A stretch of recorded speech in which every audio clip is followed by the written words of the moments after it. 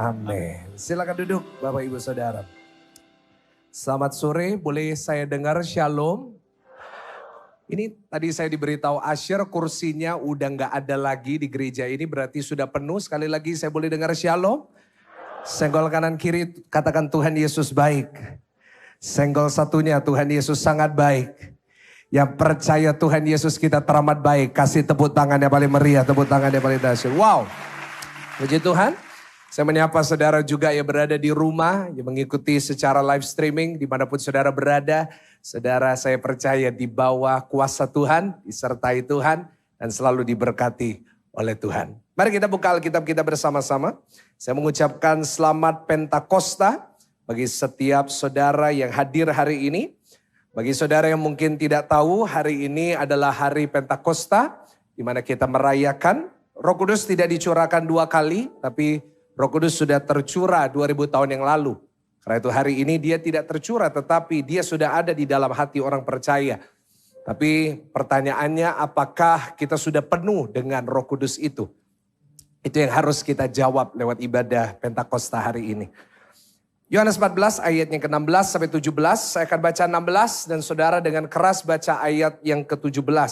Demikian firman Tuhan. Dikatakan, aku akan minta kepada Bapa, dan ia akan memberikan kepadamu seorang penolong yang lain, supaya ia menyertai kamu selama-lamanya. Ayat 17, 1, 2, 3. Yaitu Roh kebenaran. Dunia tidak dapat menerima dia. Sebab dunia ini tidak melihat dia dan tidak mengenal dia. Tetapi kamu mengenal dia. Sebab ia menyertai kamu dan akan diam di dalam kamu. Yang percaya sama-sama kita katakan. Hari ini saya berikan judul khotbah saya di hari Pentakosta tahun 2022. Dengan judul penolong yang setia. Sama-sama katakan apa saudara? Oh, setia. Siapa di sini percaya kita punya penolong yang setia? Puji Tuhan. Saya bersyukur kalau saudara sadar. Nah saudara, di hari Pentakosta ini Tuhan arahkan saya kepada 2 ayat ini. Untuk kita bisa belajar bersama-sama tentang siapa pribadi Roh Kudus. Saya bersyukur selama 2 tahun ini lewat pelayanan GSJS. Saya melihat banyak jiwa-jiwa baru dimenangkan buat nama Tuhan. Kita tepuk tangan dulu yang paling luar biasa. Lewat setiap video-video di YouTube, lewat pelayanan di tempat ini. Banyak jiwa-jiwa baru yang datang sama saya. Pastor Michael, saya imannya baru. Pastor, saya baru percaya Tuhan Yesus. Dan saya sangat bangga lihat jemaat seperti itu. Tetapi itu juga berarti bahwa banyak jemaat tidak mengerti tentang pribadi Roh Kudus. Banyak dari kita bahkan yang sudah lama ke gereja, banyak dari kita yang sudah dari lahir Kristen, kita nggak ngerti apa itu Roh Kudus. Bahkan ada yang tanya sama saya, Pastor Michael, Roh Kudus itu malaikat tah? No, Roh Kudus bukan malaikat. Roh Kudus adalah Allah itu sendiri dan saya akan menjelaskan kepada saudara lewat firman Tuhan hari ini. Tapi saya mau mulai dengan ayat 16 dulu. Ada satu kata yang menarik perhatian saya. Dikatakan seperti ini, perhatikan screen saudara masing-masing. Dikatakan, aku akan minta kepada Bapa. Dan ia akan memberikan kepadamu seorang penolong yang, apa saudara? Penolong yang lain, berarti ada lebih daripada satu.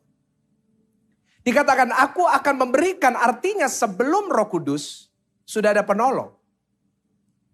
Nah tetapi hari ini saya mau tunjukkan sama saudara sebenarnya penolong ini siapa? Yang lain ini.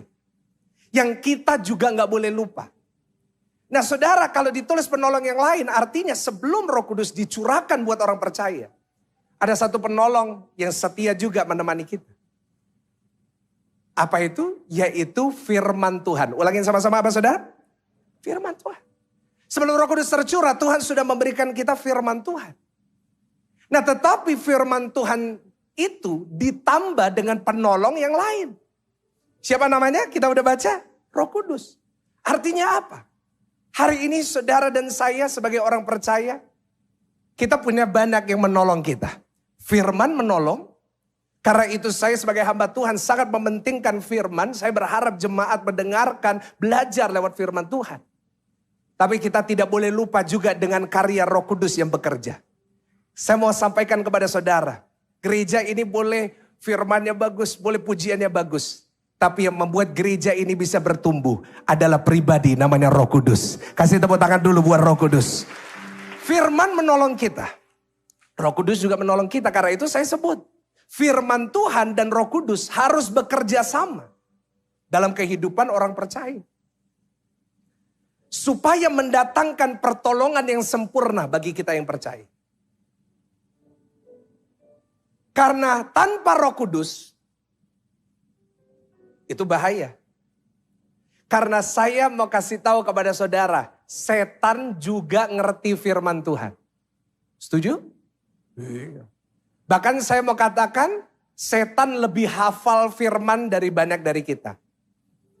Karena umurnya setan udah berapa ribu tahun. Kita paling tua di ruangan ini mungkin 85.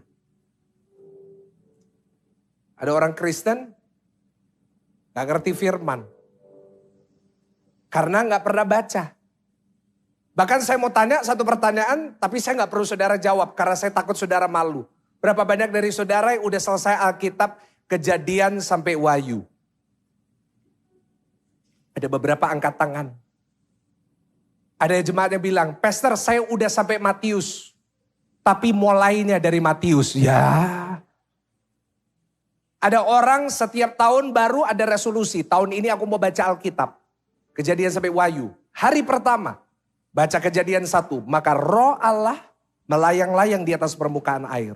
Sampai Desember tetap roh Allah melayang-layang di atas permukaan air. Saya sebut itu Kristen melayang-layang saudara. Tapi gini ya. Kalau tanpa Roh Kudus, banyak dari kita bisa kalah sama iblis.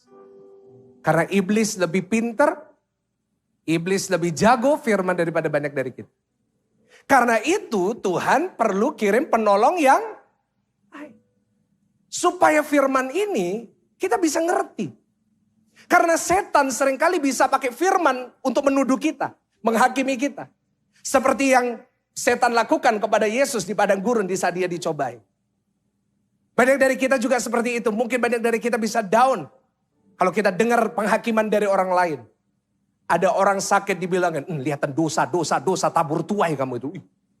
Firman Tuhan gak berajar seperti itu. Tapi lewat pertolongan Roh Kudus, kita tidak lagi dihakimi. Tapi kita bisa percaya bahwa kita dicintai Tuhan. Kita anak-anaknya dan kita melihat kemenangan demi kemenangan terjadi. Itulah pentingnya Roh Kudus. Siapa Roh Kudus? Roh Kudus bukan malaikat. Roh Kudus itu roh Allah sendiri. Ulangi sama-sama, roh Allah. Yang tinggal di dalam saudara dan saya. Tuhan Yesus berkata lebih baik, saya korban ini dikenaikan. Lebih baik kalau aku pergi.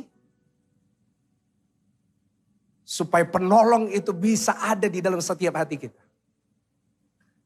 Sehingga pertolongan kita hari ini tidak terbatas di satu tempat. Tapi pertolongan itu, kebenangan itu sudah ada dalam hati kita. Sebab di saat kita percaya sama Tuhan Yesus, firman Tuhan berkata roh Allah berkuasa atas saudara. Dan dia di dalam saudara, saudara di dalam dia. Dan siapa yang memiliki Roh Kudus, dia adalah orang yang berkemenangan. Bahkan firman Tuhan berkata lebih daripada. Tapi jangan lupa, penolong kita ada dua. Firman dan Roh Kudus. Karena itu nanti setelah saya khotbah, setelah perjamuan saya akan ajak saudara. Saya akan berdoa buat saudara supaya ada baptisan Roh Kudus hari ini. Mungkin banyak dari saudara belum pernah menerima baptisan Roh Kudus. Saya akan doa nanti. Tadi pagi jam 10 begitu banyak manifestasi. Jam 10 banyak orang yang menerima bahasa roh. Dan saya percaya di jam ini juga Roh Kudus akan turun atas saudara. Tapi sebelumnya kita perlu membahas penolong yang pertama. Yaitu apa? Firman. Saya akan bawakan firman dulu secara cepat. Dan nanti saya akan doakan setiap saudara. Doa saya setiap kita pulang penuh dengan Roh Kudus. Tapi sebelumnya kita mau belajar pribadi Roh Kudus. Dari 2 ayat tadi. Apa Roh Kudus bagi kita? Buat apa Roh Kudus ada di dalam kehidupan orang percaya? Dia adalah Tuhan yang tinggal di dalam kita. Apa gunanya buat kita? Saya tunjukkan. 2 poin. Yang pertama, Tuhan Yesus menyebut di ayat 16.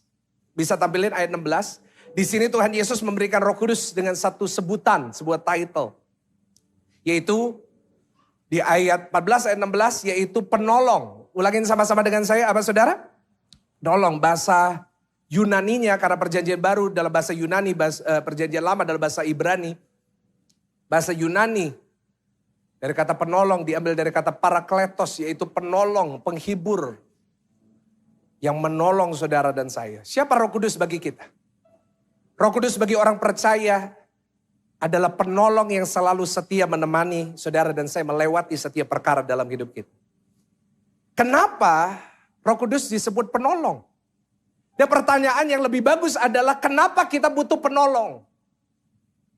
Jawabannya sederhana, karena manusia itu butuh ditolong. Setuju dengan saya? Iya. Manusia ini sangat-sangat terbatas. Manusia ini kalau nggak ditolong, wah, dia bahkan nggak bisa ngelakuin banyak hal. Contoh paling gampang saya, manusia. Ya kan? Saya tidak bisa lihat apapun kalau nggak pakai bantuan dari kaca. Saya nggak bisa lihat wajah saudara. Saya nggak tahu saudara siapa. Bahkan saya nggak bisa lihat poin saya di PowerPoint. Itulah manusia. Untuk lihat aja kadang-kadang butuh ditolong. Gak usah bilang gitu. Sekarang saya khotbah di depan saudara. Saya juga butuh bantuan. Saya butuh bantuan dari apa? Apa ini? Mic. Tanpa bantuan mikrofon, saudara gak bisa dengar suara saya. Coba misalnya saya hari ini khotbah seperti ini. Saudara kira-kira di belakang bisa dengar saya? Ya mungkin bisa, karena memang suara saya ini kayak beledek saudara. Istri saya itu bilang, kok suaramu ini banter? Mungkin waktu kecil kamu ini nelan mikrofon. Iya benar juga ya. Karena kalau saudara pernah lihat saya di restoran, mbak-mbak semua pasti hafal saya. Kenapa? Teriak mbaknya paling banter, mbak. Tapi kalau saya berulang-ulang pakai gini di depan saudara, saudara di belakang gak jelas saya ngomong apa. Saya butuh bantuan dari... Untuk saudara di rumah bisa lihat saya, gak bisa saya langsung di depan saudara semua. Berapa ribu saudara yang ikut sekarang. Saya butuh bantuan dari kamera. Kamera pun perlu dioperasikan oleh orang. Saya butuh bantuan 2 orang di belakang sana. Ada yang lihat di belakang itu dua-duanya masih jomblo kelihatannya saudara ya. Siapa tahu ada.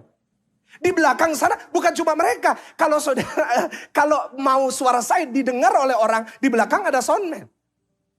Mixer kita ada 2. Ada yang megang mixer untuk video. Ada encoder, ada begitu banyak pertolongan. Karena manusia itu coba sekolah kanan kiri, kita ini terbatas loh.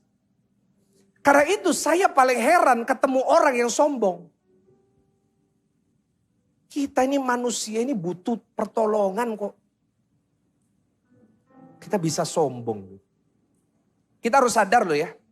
Kita ini terbatas. Karena itu, karena kita manusia terbatas yang butuh pertolongan, Tuhan kirim seorang penolong. Ingat, setiap kita punya satu privilege. Ulangin sama-sama privilege. Ada beberapa privilege banking prioritas. Setiap saudara orang percaya bukan hanya hamba Tuhan. Semua yang ada di ruangan ini, yang lihat saya, yang di rumah. Setiap saudara punya privilege. Yaitu seorang penolong yang selalu sanggup dan setia menolong saudara dan saya. Yang setuju katakan amin. Tapi ingat. Roh Kudus itu penolong, bukan pembantu. Tapi banyak orang Kristen memperlakukan Tuhan bukan seperti penolong tapi Tahu bedanya? Kita sama pembantu sama orang yang kita perlu minta tolong. Pembantu itu disuruh-suruh. 6, maksudnya 6 sudah. 6, ambilin teh. Diambil. Ambilin tas. Disuruh. Kalau kita minta tolong kepada yang perlu ditolong, kira-kira bisa ngomong kayak gitu? Kita datang ke bank, kita kan butuh pertolongan bank misalnya mau KPR. Terus kita bilang, pinjam uang ya. Kira-kira diapain? Sama security ditarik keluar saudara. Ini minta tolong tapi kita datang ke bank. Pak tolong ya, dibantu ya. Tapi kadang-kadang manusia sama Tuhan itu agak gak sopan. Seperti ngomong sama pembantu. Tuhan, kalau sampai tanggal 30 Juni Tuhan gak tolong. Gak Tuhan-Tuhanan. Saya bingung ini yang Tuhan mana, yang manusia yang mana gitu kan. Ada orang bilang, Tuhan, kalau Tuhan gak bisa, Tuhan turun, saya naik. Come on church. Ingat kita semua punya penolong, bukan pembantu. Senggol kanan kiri, penolong bukan pembantu. Yang sopan sama Tuhan ya. Saya aja sama ART sopan loh. Tolong ya. Apalagi sama Tuhan. Saya rasa orang Kristen perlu diajarin untuk sopan sama Tuhan. Yang setuju katakan amin. Ya penolong kita artinya apa? Kita bisa minta tolong kepada dia. Kapanpun kita mau. Roh Kudus tolong saya. Artinya setiap kita punya privilege bahwa apapun yang kita perbuat. Kalau kita minta kepada Tuhan, dia sanggup dan setia menolong saudara dan saya. Setiap kali saya mau buat khotbah, saya gak pakai kekuatan saya sendiri. Setiap kali saya mau siap-siap khotbah, saya selalu duduk di kantor saya setiap Sabtu malam. Saya selalu minta Roh Kudus tolong saya gak bisa. Saya gak tahu perlu ngomong apa sama jemaat aku. Saya gak tahu apa yang jemaat perlukan. Tapi akhirnya di saat hari Minggu saya khotbah, banyak orang berkata, Pastor kok tahu yang saya alamin? Pastor itu yang saya alamin. Pastor saya lagi butuh itu. Kenapa? Karena ada Roh Kudus yang menolong saya. Boleh kasih tepuk tangan buat Roh Kudus yang hari ini memampukan saya untuk bicara. Tapi bukan terbatas hanya untuk pendeta. Saudara pun punya privilege itu. Dalam bisnis saudara, rumah tangga saudara. Apapun yang saudara perbuat, Roh Kudus sanggup menolong saudara. Mungkin hari ini saudara lagi bingung. Saya rasakan dalam roh saya hari-hari ini banyak orang yang lagi mau nyerah gitu. Lagi bingung mau kerja apa Pak. Semua naik. Saya mau kerja apa, cuannya gak bisa banyak. Profitnya gak bisa banyak, semua naik. Bensin naik, semua naik. Ada seorang ibu datang sama saya, Pastor semua naik. Saya tuh bingung. Berambang naik. Berambang itu apa? Bawang Pak Pendeta. Ya kan? Bawang naik. Sampai Bambang saudara, Bambang gak pernah naik saudara. Bawang naik, minyak naik, bensin naik, semua naik. Coba Pastor bilang sama saya, apa gak pernah naik? Saya jawab, kolekte. Ada orang kasih kolekte dari dulu sekarang sampai selamanya. Seperti Yesus, tidak berubah. Tapi ada orang berkata, Pastor saya gak kuat lagi, saya gak tahu apa yang harus saya lakukan. Saat saudara punya Roh Kudus, dia yang berikan hikmat kepada saudara. Untuk saudara melakukan perkara yang dahsyat. Kasih tepuk tangan yang paling meriah. Hari ini kita butuh banyak ditolong. Anak-anak muda lagi bingung. Pastor Michael, saya perlu kerja apa? Saya mau lulus habis ini. Saya bingung mau mulai apa. Saat saudara punya Roh Kudus, saudara punya privilege untuk dia menuntun saudara. Sampai saudara menemukan ide-ide yang brilian untuk Tuhan memberkati saudara. Privilege itu ada buat kita. Bagi saudara yang mungkin bingung membesarkan anak saudara. Saudara lagi bingung karena kita lihat satu generasi yang lagi dibesarin sama TikTok. Lagi dibesarin sama tren-tren terbaru. Hari ini saat Roh Kudus ada menolong saudara. Saudara bisa mendidik anak-anak kerajaan surga yang melakukan perkara dahsyat. Dalam hal apapun, dalam hal yang paling kecil sampai hal yang paling besar. Ada penolong yang selalu siap menolong saudara. Dalam perjodohan saudara sekalipun, saya lihat banyak orang-orang hari-hari ini sedang bingung tentang jodoh. Dalam perjodohan sekalipun, brother, sister, Roh Kudus sanggup menolong saudara. Tapi ada orang yang kelewatan minta jodohnya. Mintanya yang kaya, punya pabrik, kurus, tinggi, six pack, anak tunggal. Orang tuanya udah mau mati. Saya kadang-kadang ya bilang sama anak-anak muda ya, ini Sabtu besok saya khotbah di anak-anak muda. Bro sis, kalau cari jodoh ya, ingat 3B. Apa? 3? Yang pertama berdoa. Tuhan tolong. Yang kedua berseru. Siap malam, Tuhan tolong. Yang ketiga berkaca. Saya bilang, kamu minta yang kurus tinggi kaya tapi modelanmu kayak gini. Bagimu dia berkat. Baginya kau tragedi. Gitu. Musibah terbesar dalam hidupnya. Tapi hari ini saya percaya bagi yang jomblo-jomblo. Tuhan sudah siapkan yang terbaik buat saudara. Tepuk tangan itu yang jomblo dan anaknya jomblo saudara. Dalam hal paling kecil sekalipun Tuhan sanggup menolong saudara dan saya setuju katakan amin. Apa fungsi penolong? Fungsi penolong itu melakukan yang kita gak bisa lakukan sendiri. Saya ulangi sekali lagi. Penolong itu melakukan apa yang kita tidak bisa lakukan. Kita harus sadar dalam hidup ini kita gak bisa sendiri. Kita bisa lakukan banyak Pak, Bu. Yes, kita punya banyak talenta, kita hebat, kita punya banyak pengalaman. Tapi ingat, kadang-kadang ada banyak hal yang kita gak bisa lakuin sendiri. Saya kasih contoh paling gampang, saya lagi khotbah. Bisa gak saya pegang kamera? Bisa. Bisa gak saya main piano ngiringin saya? Saya bisa, dulu saya yang ngiringin pendeta. Bisa gak saya megang mixer? Bisa gak saya megang sound? Bisa gak saya ngelakuin semua? Bisa. Tapi saya gak bisa sendiri. Coba saya gol kanan kiri, kamu gak bisa sendiri. Karena itu Tuhan kirim penolong. Bahkan Tuhan kirim parakletos dalam terjemah lain disebut penghibur gitu. Karena banyak dari kita gak bisa hibur diri kita sendiri. Mungkin kita sedang sakit hati hari ini. Banyak orang gak bisa lepas dari sakit hati. Banyak orang gak bisa lepas dari kepahitan. Tapi hari ini saat Roh Kudus menolong saudara. Firman Tuhan berkata, bagi Tuhan tidak ada yang mustahil. Yang bersyukur kita punya penghibur, penolong. Kasih tepuk tangan buat Tuhan. Yes. Dan yang kedua, apa fungsi Roh Kudus buat orang percaya? Dialah roh kebenaran, ayat 17. Dialah yang membawa kita bisa percaya kepada Tuhan Yesus. Setiap kita adalah orang-orang pilihan. Dan ingat, bukan kita yang milih Yesus. Tapi Tuhan Yesus yang memilih saudara dan saya. Dan Roh Kuduslah yang memampukan kita. Menginsafkan kita sehingga kita bisa percaya kepada pribadi Yesus. Kita akan masuk dalam perjamuan suci. Roh Kudus yang memampukan kita percaya. Bahwa Yesus sudah mati buat kita. Roh Kudus yang memampukan kita percaya. Dia sudah bangkit pada hari ketiga. Dia sudah naik di surga pada hari yang ke-40. Dan Roh Kudus juga yang menuntun kita kepada satu kebenaran. Bahwa orang yang percaya Yesus mati pasti masuk surga. Tepuk tangan buat Tuhan Yesus. Yes. Karena itu hari ini doa saya penolong itu, penghibur itu, roh kebenaran itu. Ada dalam setiap hati saudara dan saya.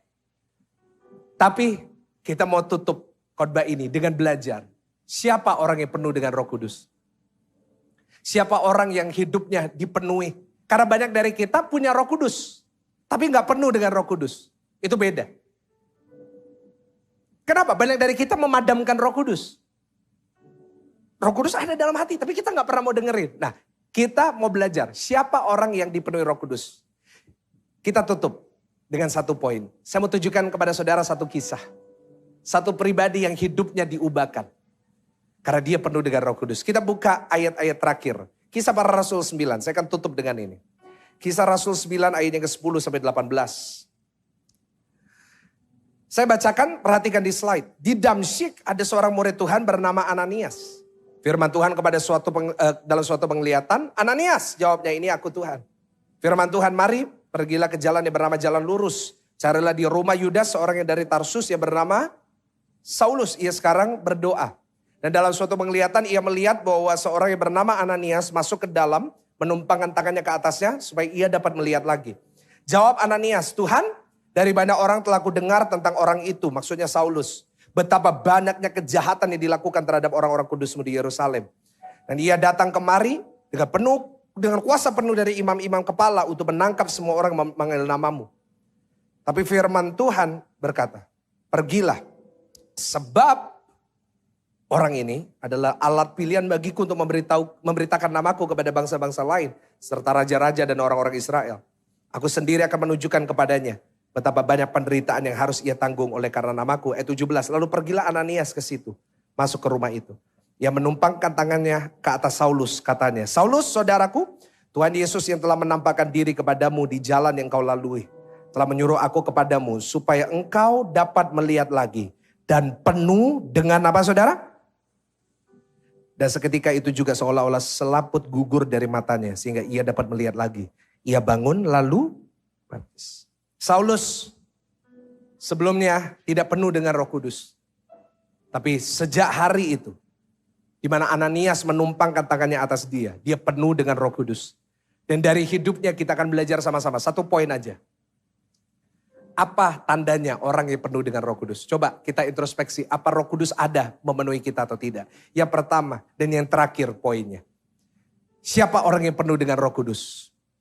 Apa tandanya? Yaitu yang pertama, hidupnya pasti menjadi lebih baik. Ulangin sama-sama dengan saya dengan keras. 1, 2, 3. Hidupnya Sederhana. Sederhana. Kalau kita belajar tentang yang lain, tentang Roh Kudus begitu banyak. Saya lulusan MTH dari STTI Surabaya. Ada satu kelas doktrin Roh Kudus. Saya sekolah di Reform. Saya juga belajar ada doktrin Roh Kudus. Tetapi hari ini sebelum kita belajar yang bahasa yang tinggi-tinggi gitu. Saya rasa ini hal yang paling sederhana yang dilakukan orang yang penuh dengan Roh Kudus. Tampilin lagi slide-nya. Baca sama-sama dengan saya. Apa hidupnya? Jadi lebih baik. Sesederhana itu. Saulus dipenuhi Roh Kudus setelah dia bertemu dengan Ananias. Siapa dia sebelum dia bertemu dengan Ananias? Kisah 9 ayat 1. Baca sama-sama. Sebelum ketemu Ananias, dia jadi buta kenapa? Sementara itu berkobar-kobar hati Saulus untuk mengancam dan membunuh siapa saudara? Ekstremis ini. Ekstremis keras. Dia bunuh semua orang-orang Kristen pada zaman itu. Dia bunuh murid-murid. Bahkan dia adalah orang yang memvonis. Sudah ngerti vonis? Itu yang Johnny Depp dan Amber Heard itu barusan dapat vonis saudara. Oh saudara gak ngerti gitu-gituan ya. Saudara ngertinya cuma Amsal, Mazmur gitu. Vonis dari Saulus yang membuat Stefanus dibunuh. Saulus yang dapat surat perintah dari imam besar. Bakar semua gereja. Saulus tuh. Itulah tanda orang yang gak penuh dengan Roh Kudus. Yaitu apa? Dia benci dengan pekerjaan Tuhan dan gerejanya. Orang-orang yang benci gereja, benci pekerjaan Tuhan, hati-hati itu. Jangan pakai nama Roh Kudus. Karena firman Tuhan dengan jelas mencatat orang yang tidak penuh Roh Kudus pasti benci gereja. Contohnya siapa? Saulus. Orang yang ke gereja tujuannya bukan untuk beribadah, tapi untuk cari kesalahan gereja. Ada tuh orangnya, banyak. Bahkan ada orang yang datang ke gereja tujuannya untuk itu. Biasanya online, banyak. Halo. Tukang kritik halo. Ya kan? Banyak. Saya mau sebut, kau gak penuh dengan Roh Kudus. Seperti Saulus. Karena itu ya kalau sehari ini nanti ya besok saudara hari Senin. Ketemu orang yang gak suka sama gereja. Gak suka sama pekerjaan Tuhan. Langsung teriak Saulus. Dia mungkin gak ngerti apa Saulus aku namanya Inem gitu kan. Tapi ngomong Saulus biar saudara ngerti. Kenapa? Orang gak penuh dengan Roh Kudus gitu. Dia benci sama pekerjaan Tuhan. Gak suka sama Tuhan. Benci sama gereja. Hati-hati. Gak ada Roh Kudus itu orang. Meskipun omongannya kadang-kadang wah penuh kebijakan gitu kan. Wah ngomongnya tanda kutip baik gitu. Wah inilah mestinya kayak gini. Itu gak ada Roh Kudus orang. Hati-hati. Seperti Saulus. Tetapi saudara yang namanya Saulus ya benci gereja. Wah dia bakar gereja. Bunuh orang Kristen. Dia menjadi seorang murid rasul yang namanya yang menulis 13 dari 27 buku di perjanjian baru. Orang Kristen harus tahu ya, Alkitab kita isinya berapa kitab? 7. 66. Perjanjian baru 27. Perjanjian lama 39. Kenapa ada yang lebih daripada itu Deuterokanonika. Itu gak termasuk kanon kekristenan. Karena itu kita hanya menerima 66. Dari perjanjian baru 27, 13, 48,15%. Hampir setengah perjanjian baru ditulis sama Paulus. Luar biasa gak sih? Dari seorang pembakar gereja, setelah penuh dengan Roh Kudus, hidupnya jadi lebih apa? Perubahan titik haluan di mana dia berubah adalah di ayat 17 di mana Ananias tumpang tangan, dia menerima baptisan Roh Kudus, penuh dengan Roh Kudus, hidupnya jadi lebih baik. Yang setuju katakan amin. Orang yang penuh dengan Roh Kudus hidupnya pasti berubah arah. Sama-sama katakan berubah arah. Artinya apa? Banyak manusia hidupnya ke arah yang tidak baik. Jujur, kita tinggal di zaman di mana orang mengumbarkan hawa nafsu, orang selingkuh hanya dalam beberapa klik, orang melakukan dosa hanya di handphone yang mereka punya. Kita sekarang sedang tinggal di hidup di mana kita sedang menuju kepada arah yang baik, yang buruk. Mohon maaf, anggap aja di situ buruk, di sana baik, bukan orangnya Pak ya, jangan marah sama saya. Tapi anggap aja di sana tuh buruk, di sana itu baik. kita manusia ini lagi jalan menuju yang buruk. Kita hidup dalam hawa nafsu, kita hidup dalam perselingkuhan, kita hidup dalam kebohongan, kita jalan terus tanpa kita sadar. Tapi saat Roh Kudus turun di atas kita, ada berubah arah. Yang setuju katakan amin. Mestinya saya mau moonwalk tapi lagi gak bisa saudara ya kan. Tapi dia akan berubah arah, artinya apa? Dia berubah arah menuju yang lebih baik. Apakah langsung baik? Enggak. Tapi berubah arah. Sehingga dia jalan pelan-pelan dari hari ke sehari menjadi lebih baik, dan lebih baik lagi. Yang setuju katakan? Itulah orang yang penuh dengan Roh Kudus. Sesederhana itu. Yaitu hidupnya harus lebih baik setiap hari. Pertanyaan saya gini, coba perenungan kita hari ini. Sudahkah hidup kita hari ini lebih baik daripada kemarin? Ini hari apa? Tanggal 5 Juni 2022. Apakah 5 Juni 2022 kita lebih baik daripada 5 Juni 2021? Atau lebih buruk? Lebih sabar enggak kita? Atau tambah ngamuan? Ada di sini tukang marah? Suka marah-marah? Oh enggak ada, mukanya pendamai semua. Kita lebih baik enggak tahun ini? Kita lebih sombong atau rendah hati? Ini. Kalau sampai tahun ini kita lebih buruk dari tahun lalu, tinjau ulang, saya ini udah punya Roh Kudus atau enggak? Doa saya setiap kita di tempat ini jadi pribadi yang lebih baik. Dan saya mau tutup dengan ini. Orang yang penuh dengan Roh Kudus, hidupnya ada satu tanda. Kalau dia mau berubah dengan lebih baik. Pertobatan. Senggol kanan kiri, ayo kita bertobat. Ada 3 yang harus kita tobatkan. Ada berapa saudara? Secara cepat, pemain musik naik supaya jemaat tenang. Ini pastor ngomongnya udah tutup dari tadi loh pastor, udah 15 menit. Pemain musik naik. Lampu boleh dimatikan supaya jemaat tenang jiwanya. 3 yang harus bertobat, ada berapa? Yang pertama, lidahnya. Alias mulutnya. Ulangin sama-sama apa saudara?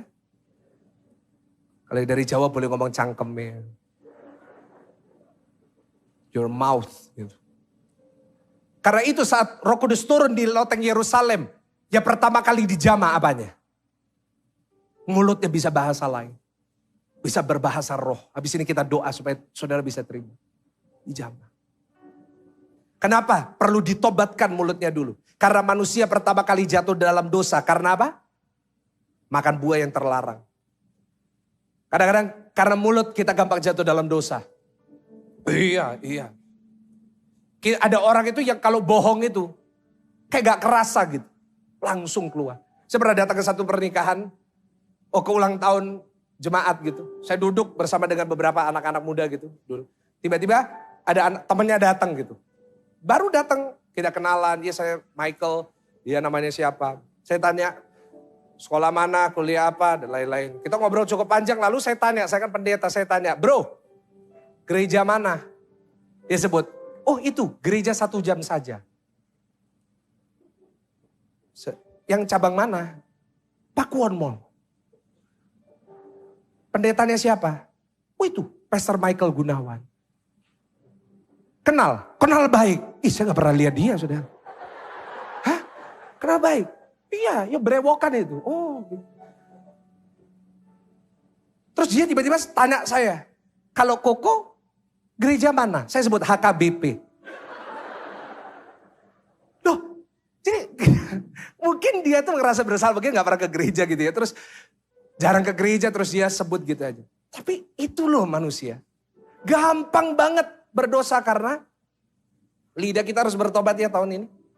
Kita yang suka ngomongin orang, bertobat. Yang setuju katakan amin. Yang suka gibah, bertobat ya kalau penuh dengan Roh Kudus. Hati-hati loh, mulut kita harus berubah. Saya tuh paling suka ya kalau ke kafe, terus lihat gitu ada di meja, taci-taci gitu, ibu-ibu gitu kumpul. Bibirnya lancip-lancip semua. Kamu tahu?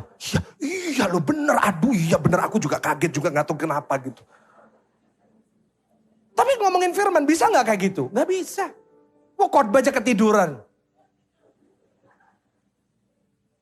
Sampai pernah sekali khotbah. Siapa di sini percaya mati masuk surga? Amin. Terus ya, siapa percaya mati masuk neraka? Ibu ini bangun, amin. Wih, kenapa? Karena kalau firman, buka handphone, buka Instagram, siapa ya like terbaru. Tapi orang Kristen yang penuh dengan Roh Kudus, yang berubah apa dulu? Ketemu orang, ngomong firman. Tahu nggak? Ini loh, aku baru dapat firman ini. Kamu harus kuat. Gitu. Yang kedua, apa yang harus berubah? Pikirannya. Ulangin sama-sama dengan saya apa? Pikirannya berubah dari hal duniawi kepada yang surgawi gitu.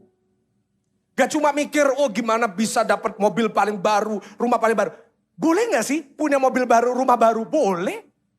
Boleh kita kerja keras, boleh menikmati, tapi itu jangan jadi prioritas. Tuhan harus jadi prioritas. Filipi 3 ayat 8. Malahan segala sesuatu kuanggap semua itu rugi. Karena pengenalan akan Kristus Yesus Tuhanku lebih mulia daripada semuanya. Itu orang yang penuh Roh Kudus. Kenal Yesus, beribadah kepada Tuhan lebih berharga dari apapun dalam hidupnya. Ketemu sama Tuhan, waktu buat Tuhan lebih berharga daripada waktu untuk kita have fun gitu. Lebih berharga daripada waktu hobi kita, lebih berharga daripada pekerjaan kita. Kenapa? Pikirannya udah berubah. Bukan lagi fokus sama dunia, apa yang bisa aku dapatkan. Tapi fokusnya, apa yang aku bisa berikan buat surga. Dan yang ketiga, yang terakhir. Ini benar-benar terakhir. Yang ketiga. Apa tandanya orang yang benar-benar bertobat? Yaitu yang bertobat perbuatannya. Apa saudara? Berubah gak perbuatan kita? Apakah kita ini masih suka balas dendam gitu? Atau kita bisa memaafkan, mengampuni? Bisa nggak kita ini minta maaf dulu daripada kita tuntut orang minta maaf dulu? Suami istri. Ada nggak di sini masih nuntut, ngambek, nggak mau ngomong sampai ada yang minta maaf? Biar dia dulu. Tahan-tahanan. Dia kuat, saya lebih kuat. Bisa nggak kita minta maaf dulu? Kalau bertengkar, saya punya satu prinsip.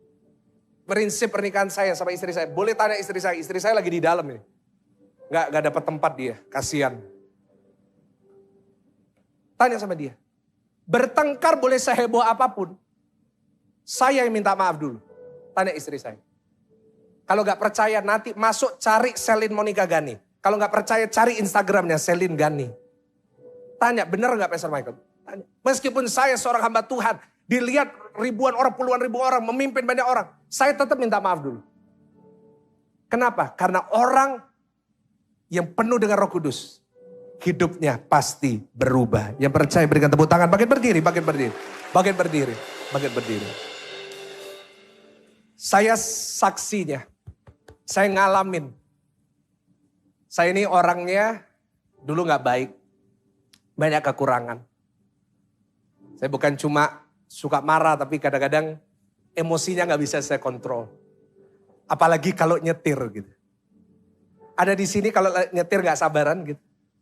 Lihat siapa di sini suka kalau yang di depannya kosong terus dia pelan gitu terus dari belakang. Aduh, kalau saya lihat kayak gitu tuh, darah Yesus Tuhan tolong gitu.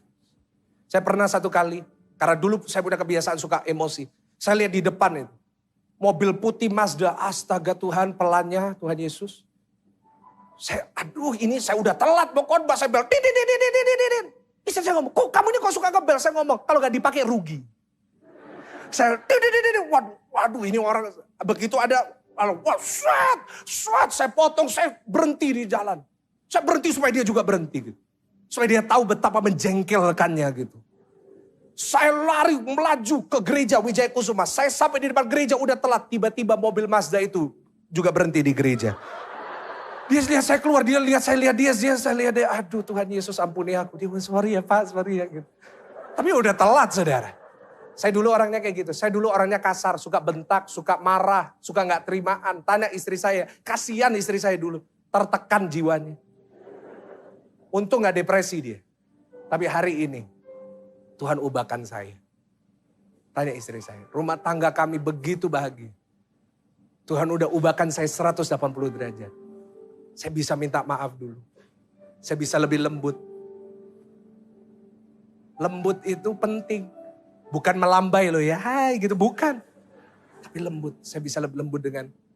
Pada bapak-bapak bahaya. Sama istri kasar, sama istri orang lembut. Iya Ci, gimana? Boleh. Tuhan ubahkan saya 180 derajat. Itulah Roh Kudus. Setiap hari harus lebih baik ya. Hari ini komitmen. Besok harus lebih baik dari hari ini. Minggu depan harus lebih baik. Dan saudara akan lihat kemenangan demi kemenangan. Pemulihan, berkat, mujizat terjadi dalam hidup saudara. Roh Kudus hadir. Mari sama-sama kita nyanyikan. Mengalir. Mengalir di bait suci.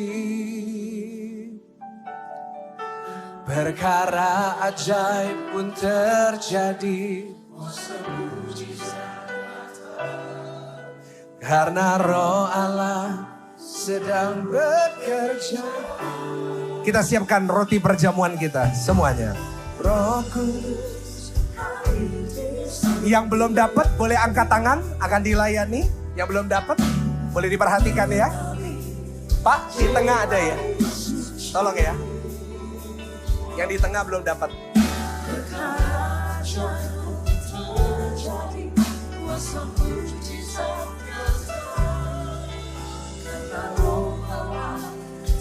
Pak.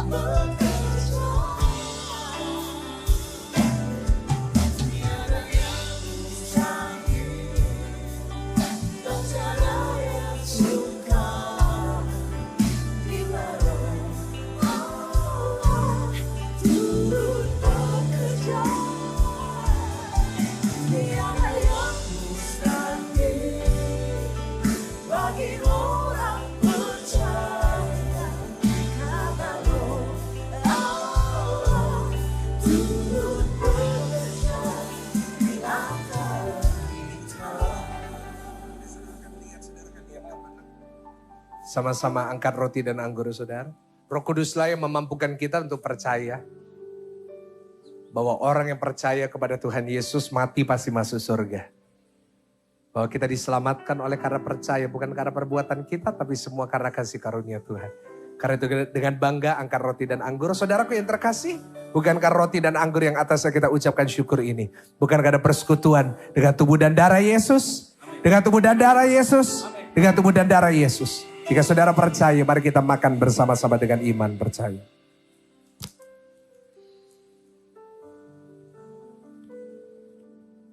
Kasih Tuhan. Mari kita minum bersama-sama dengan iman di dalam nama Tuhan Yesus. Makasih Tuhan. Silakan letakkan cawan saudara di hadapan Tuhan.